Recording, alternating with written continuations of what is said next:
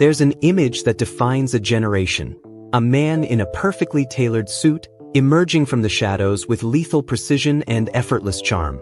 For decades, we've watched this figure seduce, strategize, and survive on screens around the world. The world knew him as invincible. Yet behind every suave gesture and calculated smile stood a boy who spent his entire childhood learning that love and loss were inseparable. The real Pierce Brosnan story isn't about espionage or high-speed chases. It's about a man who became James Bond precisely because he knew what it meant to be abandoned. And more importantly, it's about the hands he held when the camera stopped rolling, hands that told a story far more compelling than any script ever could. If you've ever wondered who Pierce Brosnan really is beneath the legend, stay with us. This is his journey. On May 16, 1953, a boy was born in Droitwich Atha, a small town in Ireland. His name was Pierce Brosnan. His father's name was Thomas, and the most important fact about Thomas is this: he left when Pierce was too young to have any real memories of him. What Pierce would inherit instead was a lifetime of questions that could never be fully answered. By the time Pierce turned 4 years old, his mother May had made a difficult decision. There was work to find in Ireland, real, stable work as a nurse, but she had to leave to find it. London called. Opportunity demanded sacrifice. And so this boy, who had already lost a father, now lost his mother to distance and necessity. For the next several years, Pierce lived with his maternal grandparents. Home became a shifting concept. Grandparents passed away. He moved to an uncle's house.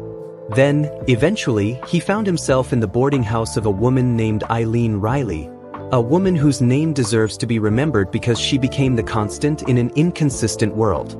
Years later, when Pierce looked back on those years, he didn't describe hardship. He described gratitude. "My grandfather was the hand I held," he would recall.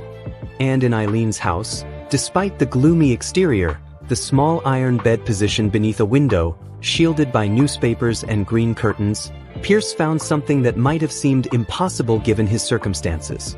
He found joy. In that modest room, with walls that blocked out the world, Pierce's mother sent him something that transcended the physical distance between them, an old projector. And with that projector came images. Mickey Mouse dancing across the ceiling, Donald Duck taking flight on painted walls. A boy lying in an iron bed was suddenly transported to kingdoms he'd never visited, stories that belonged to him as much as they belonged to anyone else. But there was something even more powerful that his mother sent. One Christmas, when work kept her from returning home, when the distance proved too great and the sacrifice too real, she sent something that would sit on his bookshelf for decades afterward. Boxing gloves. Just boxing gloves. Pierce never felt the need to explain why he kept them. Because somehow, those worn leather gloves communicated what no letter ever could. Love isn't always about proximity. Sometimes it's about showing up in the only way you can, even when it's not the way you hoped. In August 1964, when Pierce was 11 years old, everything shifted. His mother appeared in person. She brought not just herself, but stability, a new husband named William Carmichael, who would become the father figure Pierce had never had. And she brought him to London, to a new country, to a new life. That first month, the family took him to see a film called Goldfinger. On screen, Sean Connery embodied everything this Irish boy wasn't: composed, confident, dangerous in a way that seemed effortless. But walking out of that theater into the London streets, Pierce encountered a different kind of reality. He was the Irish boy. The accent marked him. The background shaped assumptions about who he could be. So he did something remarkable. He claimed the identity before anyone else could weaponize it. He embraced being the Irish boy, not as a liability, but as a fact that belonged to him. At 16, Pierce left school with a portfolio of drawings and began studying commercial illustration. Art was supposed to be his path. But then something unexpected happened. He stumbled into a drama class. It wasn't his intention to become an actor. Acting simply found him. But when it did, everything changed. For a boy who had spent his childhood moving from house to house, always watching, always waiting, always trying to fit into spaces that weren't quite his, the stage offered something revolutionary, a place where presence mattered more than origin.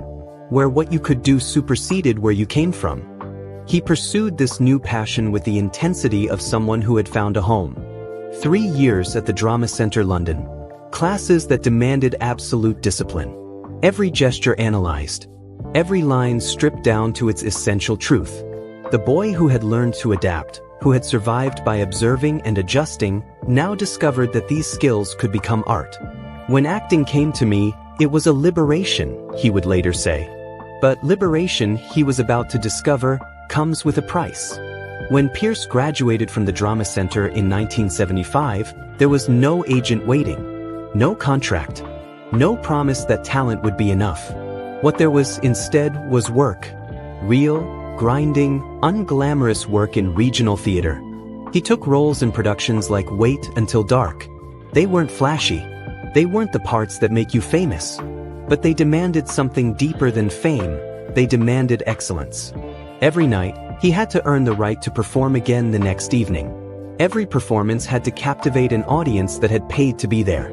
Then, in 1977, Tennessee Williams cast him as McCabe in The Red Devil Battery Sign. After witnessing Pierce's performance, Williams sent him a telegram. It was brief, but it carried everything. "Thank God for you, my dear boy."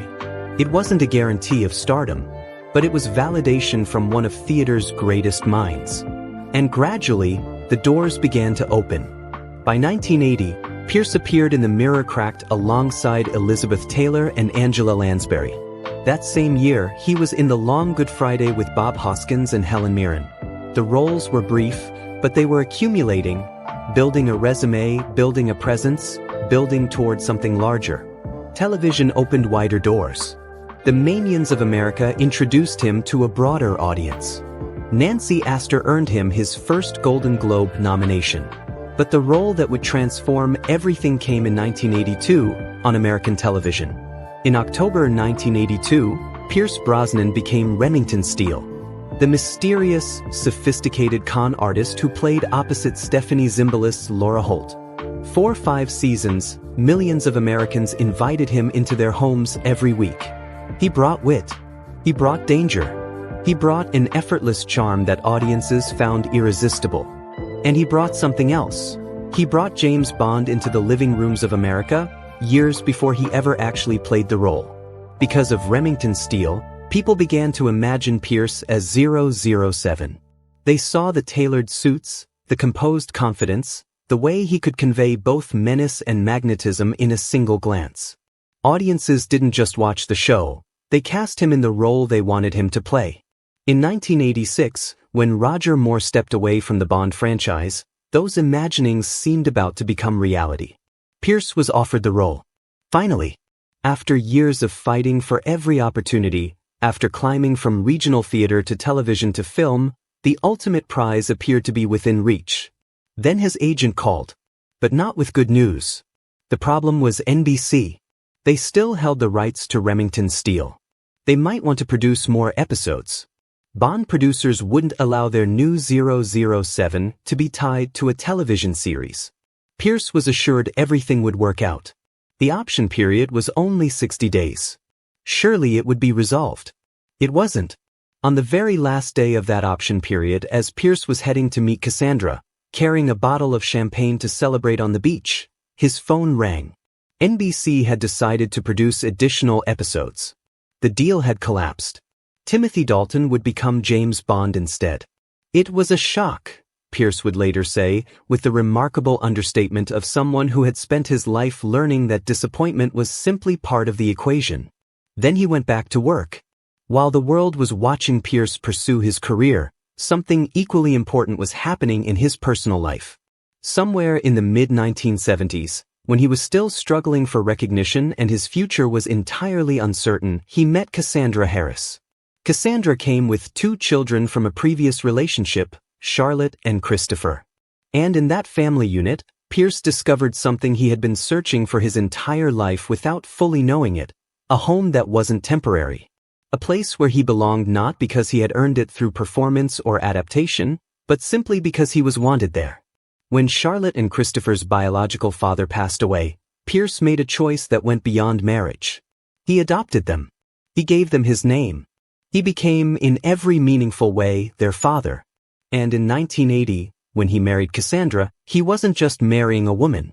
He was choosing to build the family unit he had never had.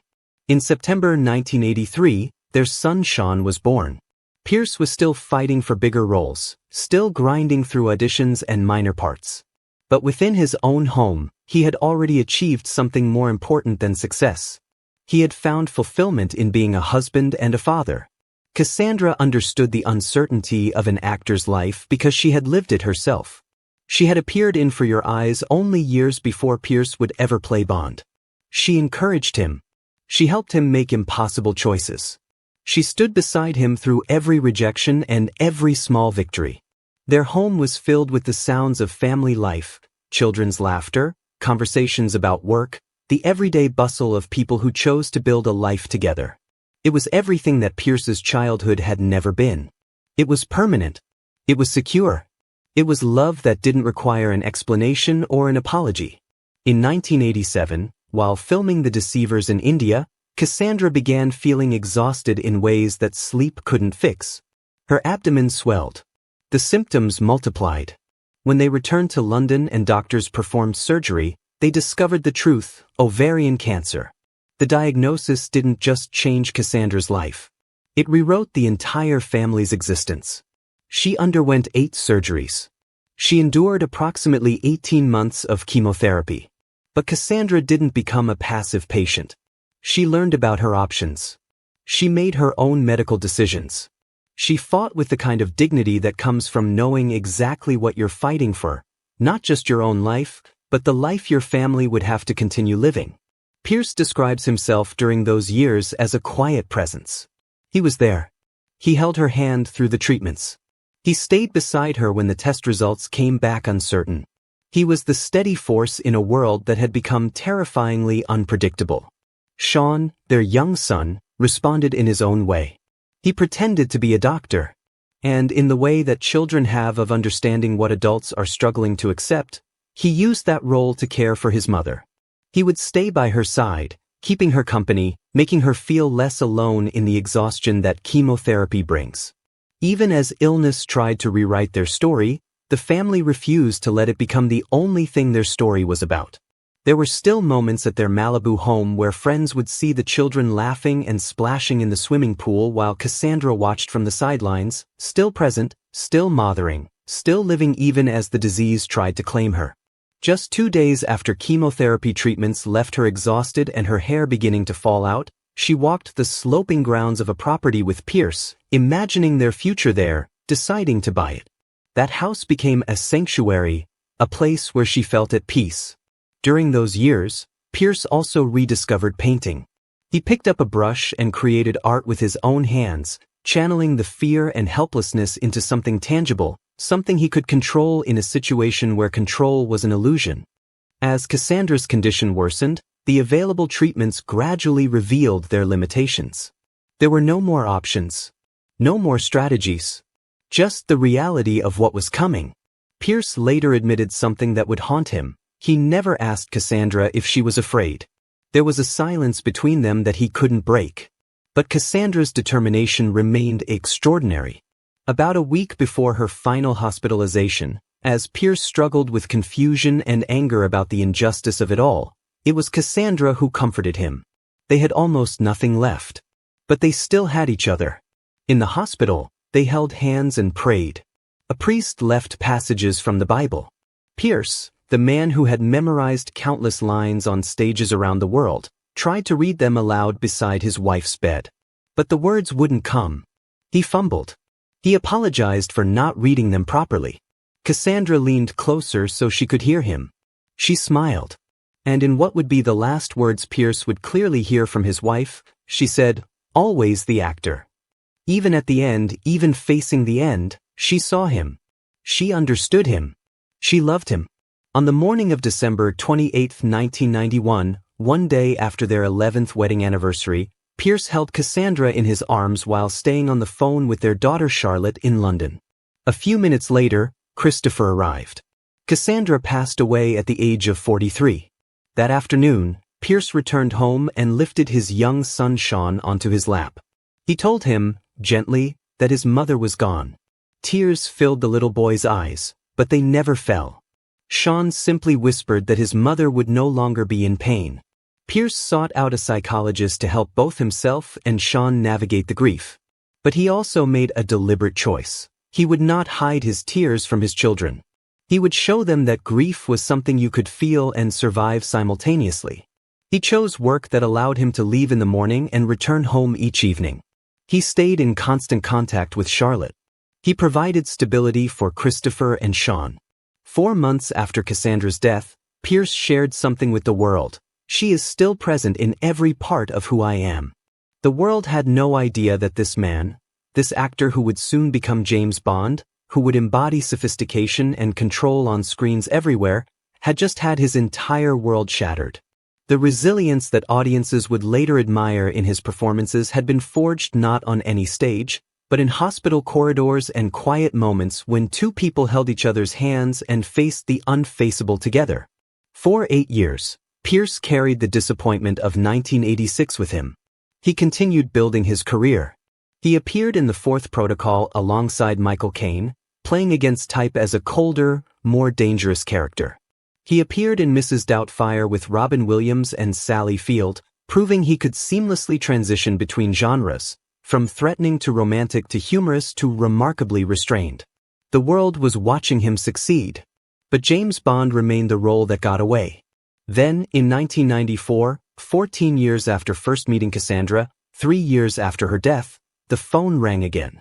This time, it was different. This time, the answer was yes. Timothy Dalton had stepped away from the franchise. The producers had changed their minds. On June 8, 1994, Pierce Brosnan was officially introduced to the world as the 5th James Bond. 2 days later, while filming Robinson Crusoe in a remote part of Papua New Guinea, local children recognized him from the international news announcement. They surrounded him, shouting in unison, "James Bond! James Bond!" It was a moment that encapsulated everything. The role he had lost, the years he had waited, the life he had built in the interim, and now, finally, vindication.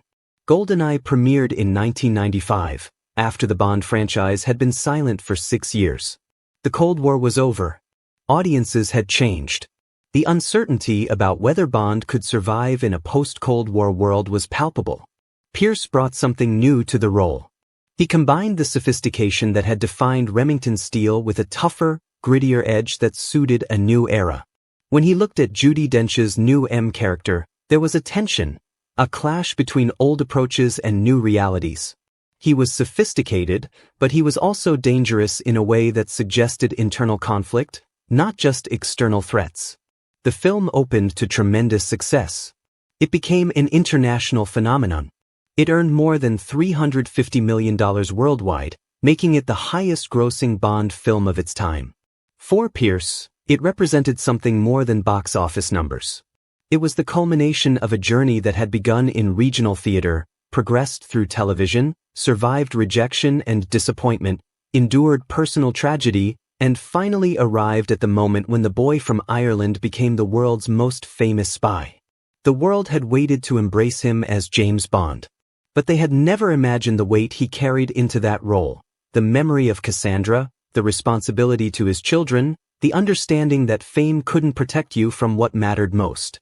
When Pierce adopted Charlotte, she was still a little girl. She didn't come with a famous father, she came with a stepfather who chose her anyway, who made her part of his family, who gave her his name. Charlotte grew up surrounded by the film industry. She watched her father's career unfold. She understood from an early age what it meant to lose a mother to ovarian cancer. She lived through her father's grief. She learned, impossibly young, that love and loss were intertwined. As an adult, Charlotte built a life that was deliberately quiet, deliberately grounded in what mattered. She built a home with her partner Alex Smith. They raised 2 children together, Isabella and Lucas. Within the family, Charlotte was known for the simple joys she created, the laughter, the stories, the presence of someone who showed up every day and made her children feel seen.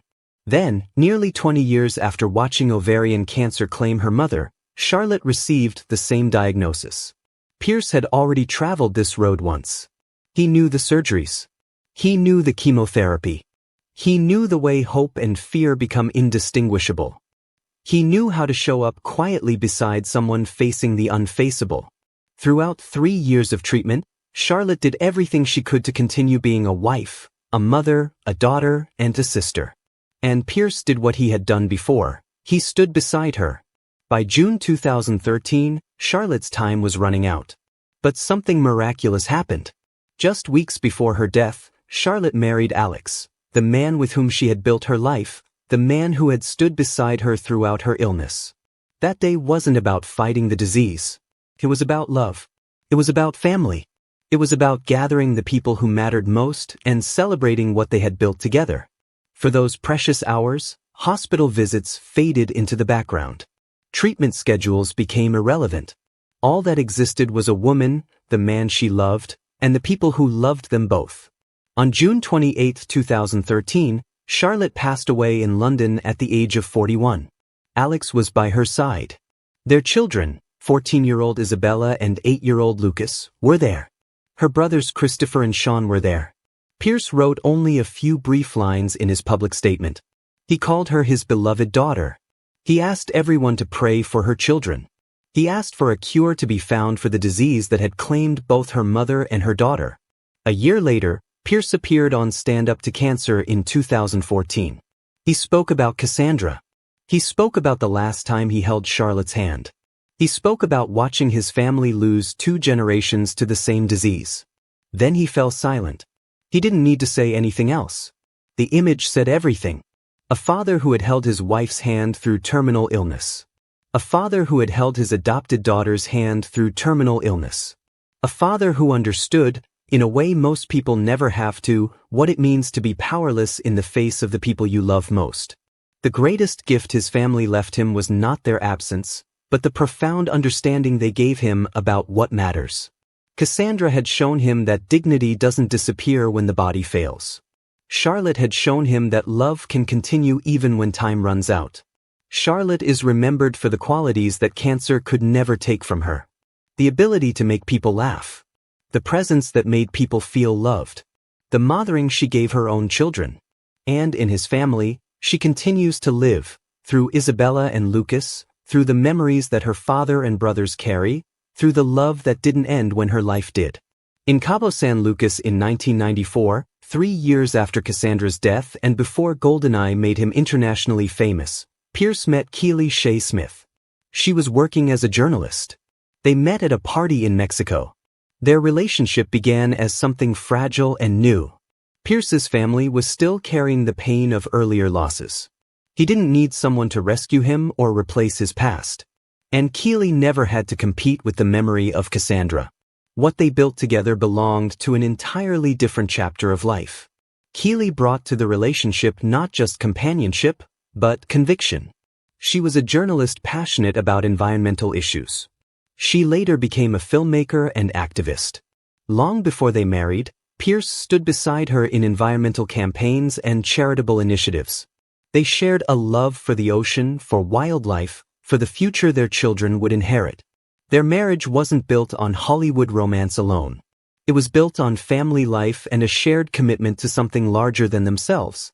Their first son, Dylan, was born in 1997. Paris followed in 2001. On August 4th of that year, Pierce and Keely were married at Ballintubber Abbey in County Mayo, Ireland, in the country where Pierce's story had begun, surrounded by both of their extended families. That ceremony united a family filled with memories. Cassandra's enduring presence. Pierce's older children. The young sons he and Keely were raising together. This wasn't a new family designed to replace what came before. It was an expanded family, one spacious enough to hold both the losses of the past and the hope of the present. Pierce and Keely have always described their marriage in simple terms. He spoke about growing through each year together, about appreciating one another, about preserving harmony. She summed it up with 2 words, best friends. But those words contained worlds of meaning. They weren't claiming that one person had rescued the other. They were describing something far more difficult and far more real. A partnership built through daily choices, through years of showing up, through raising children together and supporting each other's creative work and pursuing shared goals even when no cameras were watching. Dylan and Paris grew up between Malibu and Hawaii, close to the oceans their parents worked so hard to protect. Each eventually began building a creative path of his own. Pierce continued acting and painting. Keely remained committed to journalism, filmmaking, and environmental advocacy. Their family never separated itself from the losses of the past. But neither did they allow those losses to become the only thing that defined their lives. Together, they created the stable home Pierce had rarely known as a child. Not perfect, not untouched by sorrow, but sustained by presence, friendship, and years of shared life. Pierce played James Bond in 4 films: GoldenEye, 1995, Tomorrow Never Dies, 1997, The World Is Not Enough, 1999, and Die Another Day, 2002. A decade of worldwide recognition. A decade of defining the character for a new generation. A decade of proving that he had been right all along, that the role belonged to him. But Bond also gave him something beyond stardom.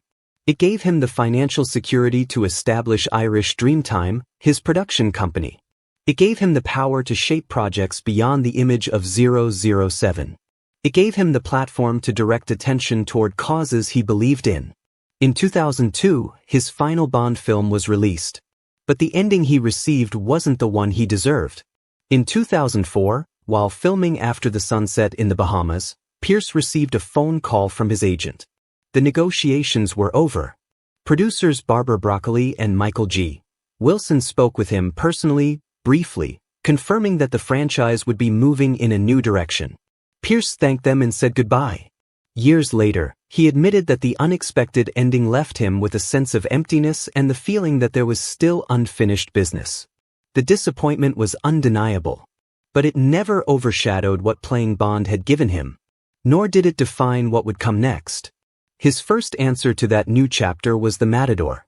Instead of portraying another flawless hero, Pierce played Julian Noble, a weary, unstable hitman whose loneliness, vanity, and dark humor stripped away the calm sophistication associated with Bond. He also served as a producer. The performance earned him a Golden Globe nomination in 2006. Critics and audiences embraced him in a role that explored vulnerability far more than elegance. His later choices pushed him even further away from the Bond persona. Mamma Mia paired him with Meryl Streep in a film overflowing with sunshine and longing for family.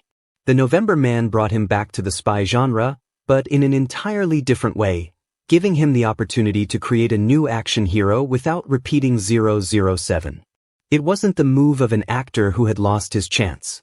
It was the choice of an artist learning how to use his fame without allowing himself to be imprisoned by it. Bond continued to follow him through interviews and premieres. But Pierce has never denied that saying goodbye broke his heart. Nor has he ever needed to diminish Daniel Craig to explain his own disappointment. Over time, Bond became just one chapter in a much broader career, alongside comedy, drama, independent films, producing, painting, and roles far removed from the spy who had made him famous. He kept working. He embraced challenges that Bond would never have allowed. He proved that losing the tuxedo didn't mean losing the artist who had worn it. Christopher Brosnan was born in 1972 during his mother Cassandra's marriage to Dermot Harris. When that marriage ended, Pierce didn't just marry Cassandra, he adopted Christopher along with his younger sister Charlotte. He gave Christopher his name. Growing up in the film industry, Christopher studied screenwriting at UCLA and directing at the New York Film Academy. He worked behind the camera on several of his father's productions: Tomorrow Never Dies, The World Is Not Enough, The Thomas Crown Affair. There was a time when father and son worked side by side, sharing the practical responsibilities of movie production. But in 1991, when Cassandra passed away, Christopher was only 19 years old. Pierce could see the pain in his son's eyes. He could see the emptiness her death had left in his heart. In the years that followed, Christopher struggled with addiction. The family did everything they could to help him. But Pierce learned what every parent eventually learns, that support and love, however genuine and consistent, cannot force another person to choose recovery. By 2005, Pierce spoke of Christopher as a deeply lost man. He described an acceptance that comes not from giving up, but from understanding a difficult truth. Parents can care. They can provide opportunities. They can always stand behind their children. But they cannot make the decision to recover for someone else. Creating distance never meant stopping loving him. It was simply an acknowledgement of reality. Despite years of separation, Christopher has never disappeared from the love Pierce holds for his family. In a Father's Day message in 2022, Pierce included Christopher alongside Paris, Dylan, and Sean, writing, "My love for you is forever, my dear sons." In November 2025, Pierce, Christopher, and Dylan were seen leaving a family dinner together in Notting Hill. One evening isn't enough to conclude that every wound has healed. Neither father nor son has publicly spoken in detail about the state of their relationship. But that image still carries profound meaning. Father and son were once again together in the setting of family. Not as strangers. Not as estranged relatives performing an obligatory duty. But as people who had once worked together, who shared a history, who were making their way back to the same dinner table. Christopher's story shouldn't be viewed solely through the lens of addiction or estrangement. He is a son who lost his mother at a young age.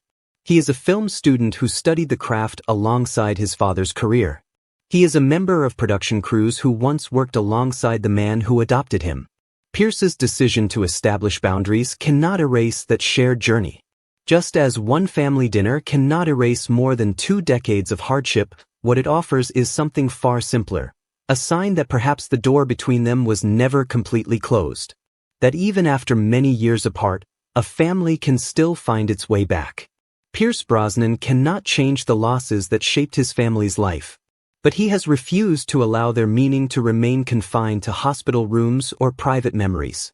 Since 2001, he has served as a UNICEF Ireland ambassador, consistently speaking out for children's rights.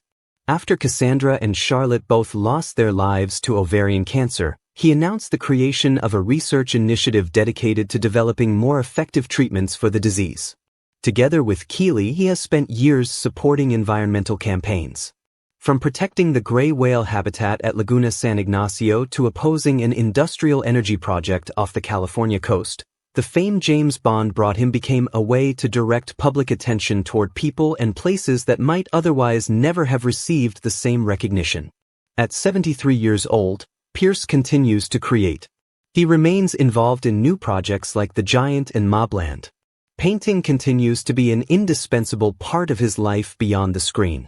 By his side are always Keely, his children, his grandchildren, new roles, and the memories that have never left his family story.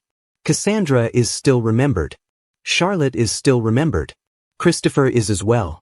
Time has brought new people into his life and new reasons for hope.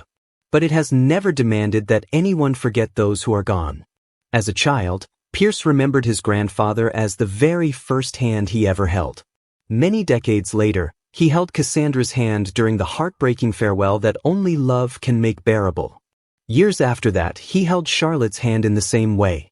Those moments leave a deeper impression than any tuxedo ever could. Pierce's life is a story of a boy who spent his childhood searching for peace. Of a husband who never left his wife's side in times of hardship. Of a father who never turned his back on his children. Of an artist who continues to stand before both the canvas and the camera well into his later years. James Bond made Pierce Brosnan a global star. But it is the hands he held that tell the complete story of the man his family has always known. If his films or his story have stayed with you, leave a few words for Pierce. Share the very first memory that still makes you think of him. And if you've made it this far, please subscribe, not for us, but as a quiet tribute to the man behind the role. A man who understands that the greatest adventures aren't always on screen. His story reminds us that behind every public triumph lives a private struggle. Behind every confident performance lives a heart that's been broken. And behind every loss lies the possibility of building something new, not to replace what was lost, but to honor it by living well. That's what Pierce Brosnan has done. And perhaps that's his greatest role of all.